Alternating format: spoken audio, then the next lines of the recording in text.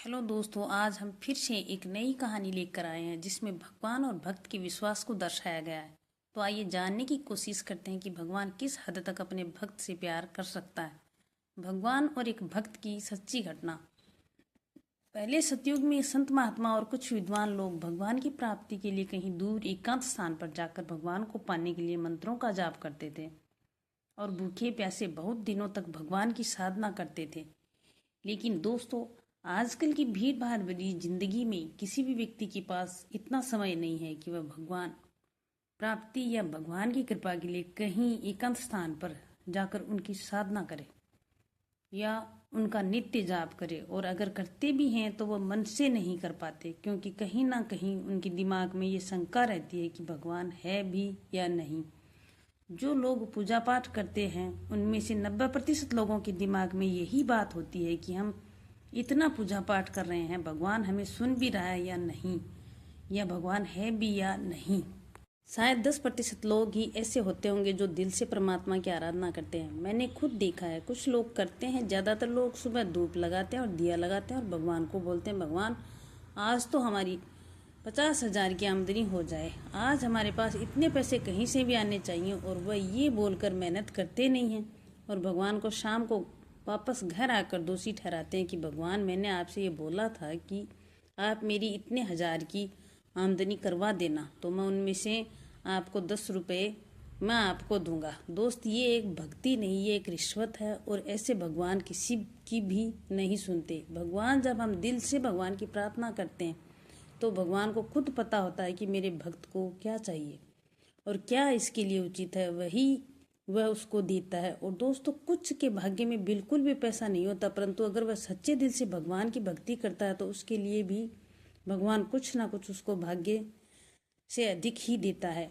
आप लोग हमेशा ये सोचते हैं कि बुरे व्यक्तियों के साथ हमेशा अच्छा होता है और अच्छे व्यक्तियों के साथ हमेशा बुरा क्यों होता है। दोस्तों, यही वजह है कि कुछ बुरे लोगों के भाग्य में अधिक लिखा होता है, परंतु जब वह पाप करते हैं शायद उनके भाग्य में उससे अधिक लिखा हो, परंतु उससे उसका कमी मिलता है।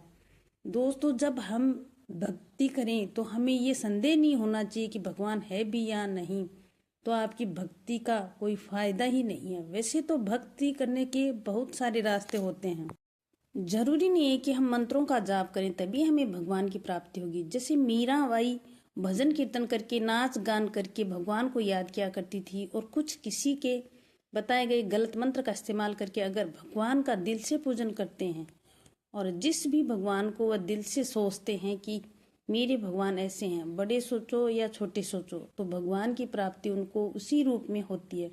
दोस्तों, इतने भगवान, एक ही भगवान को अलग अलग रूप में पूजे जाने की वजह से बहुत सारे भगवान इस हिंदुस्तान में उत्पन्न हो गए हैं। बस हम जिस रूप को दिल में मानकर उनकी पूजा करते हैं, मंत्रों का जाप करते हैं, उसी रूप में हमें भगवान की प्राप्ति होती है। दोस्तों, वैसे तो हम मंत्रों का जाप कहीं भी कर सकते हैं, आते जाते टाइम या काम करते समय। बस फर्क इतना होता है कि जब हम एक माला लेकर किसी एकांत स्थान पर धूप जलाकर जाप करते हैं तो हमारा मन एकाग्र होता है और पूजा पाठ में अच्छी तरह लग पाता है। तरह तरह के विचार हमारे मन में उत्पन्न नहीं होते हैं, क्योंकि हमारा ध्यान माला और मंदिर की तरफ होता है। इसलिए हम माला को लेकर और एक एकांत स्थान पर बैठकर एक आसन बिछाकर मंत्रों का जाप करते हैं। अन्यथा हम चलते फिरते कहीं भी मंत्रों का जाप कर सकते हैं। मंत्रों का हमारे जीवन पर बहुत अच्छा प्रभाव होता है। हमारे जीवन में अगर हम प्रतिदिन किसी मंत्र का जाप करते हैं तो उसके हमें जरूर फायदे मिलते हैं। दोस्तों, ये सोचना आपका बिल्कुल गलत है कि भगवान है या नहीं। अगर भगवान नहीं होते तो ये इतनी किताबें, इतनी कहानियां क्यों और कहाँ से बनती, क्यों इतने चमत्कार होते। दोस्तों, मैं आज आपको एक छोटी सी कहानी बताती हूँ जो इसका बहुत अच्छा उदाहरण है कि भगवान है या नहीं। शायद इससे आपकी समस्या का समाधान हो जाए। एक बार एक लड़की थी और उसके 22 वर्ष की उम्र में उसकी माँ का देहांत हो गया। वह अपनी माता से बहुत प्यार करती थी और जब उसकी माँ उसके जीवन से चली गई तो उसका जीवन कठिनाइयों से भर गया। एक दिन वह बहुत दुखी हुई और उसने माँ दुर्गा, माँ काली को अपनी माँ के रूप में स्वीकार किया और बोली, माँ तूने मेरी माँ को छीना है और आज से तू मेरी माता है। और वह प्रतिदिन माता के मंत्रों का जाप करने लगी। दोस्तों, उसके बाद उसके जीवन में इतने चमत्कार हुए कि उनकी कोई गिनती नहीं है, क्योंकि उसके मन में यह आशंका नहीं थी कि माँ है भी या नहीं। नहीं, उसने पूर्ण रूप से माता को अपनी माँ मान लिया था। उसके बाद उसने मुझे खुद बताया कि उसके जीवन में कोई भी संकट आता है, वह आंख बंद करके एक बार भी माँ को याद करती है तो उसकी समस्या खत्म हो जाती है, जैसे कभी कुछ हुआ ही ना था। दोस्तों, वह बहुत गरीब थी जब उसकी माँ का देहांत हुआ और उसकी शादी नहीं हुई थी। उसके बाद जब उसकी शादी हुई तो वह बहुत ही अच्छा लड़का था। माता की कृपा से उसे इतना अच्छा लड़का मिला, शायद ही ऐसा प्रतीत हो रहा था उस लड़के को देख करके उसके अंदर ही भगवान बसा हो और भगवान ने उसकी रक्षा के लिए उसको भेजा हो। उसे जीवन की सारी खुशियां मिल गई। उसके बाद उसने देखा कि उसकी सासू माँ इतनी अच्छी नहीं है जितनी उस लड़की की सोच थी, और वह ये देखकर बहुत दुखी हुई। वह बहुत बीमार भी रहती थी, जिससे उसको अकेले उसके साथ रहने में बहुत परेशानी होती थी। जब वह बहुत परेशान हुई तो उसने एक दिन हाथ जोड़कर माता से प्रार्थना की, हे माता, मेरी सास को ठीक करो। अगले ही दिन उसकी सासू माँ बिल्कुल ठीक हो गई। जब भी कोई उसको गलत बोलता तो वह सिर्फ एक बार हाथ जोड़कर माँ को याद करती, माँ ये मुझे ऐसे क्यों बोल रही है, मुझे बहुत परेशानी हो रही है। तो वह देखती जो लोग उसको देखकर इतराते, उसको अच्छा नहीं बोलते, वह भी उसके साथ अगले दिन खुद ब खुद बोलने लग जाते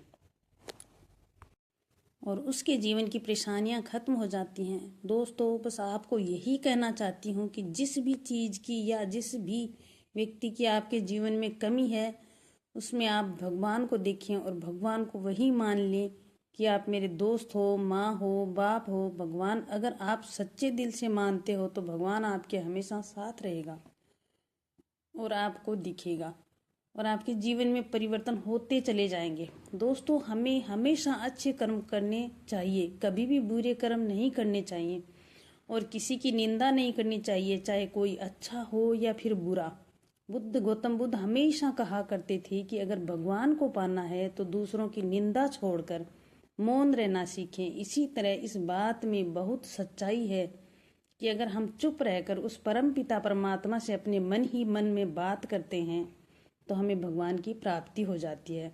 और अगर हम बाहरी दुनिया में बहुत ज़्यादा व्यस्त रहते हैं और कभी उसको ढूंढने की कोशिश नहीं करते तो वह, दोस्तों, चाहे कहीं मर्जी पर्वतों, पहाड़ों, मंदिरों या कहीं भी जाकर ढूंढ लो, आपको परमात्मा कभी नहीं मिल सकते। वे तो आपके अंदर बैठे हैं और आपका इंतजार कर रहे हैं कि कब हम आप उसे सच्चे मन से याद करें। दोस्तों, सभी आत्म परमात्मा से बनी है आत्मा, हमें सभी का सम्मान करना चाहिए। बस ज़रूरत है मौन रहने की, चुप रहने की। दोस्तों, कहीं लोग बाहरी रूप से तो बहुत चुप रहते हैं, कभी किसी से बात तक नहीं करते, वह मौन नहीं है। मैं उस मौन की बात नहीं कर रही हूँ। अपने मन को शांत रखें, अंदर से चुप रहें, वह मौन होता है। तो यहाँ आंतरिक मौन की बात हो रही है, बाहरी मौन की नहीं। दोस्तों, विश्वास करके देखो कितनी जल्दी हमें परमात्मा की प्राप्ति होती है। वह कण कण में निवास करता है, उसके बिना पत्ता भी नहीं हिल सकता। आज कलयुग के टाइम में भी हम भगवान पर भरोसा कर सकते हैं। तो इस कहानी से यही सिद्ध होता है प्रिय पाठकों कि भगवान पर आंख बंद करके भरोसा कर सकते हैं। अब सब प्रेम से बोलो, जय माता दी। स्वस्थ रहो, मस्त रहो। जय हिंद दोस्तों।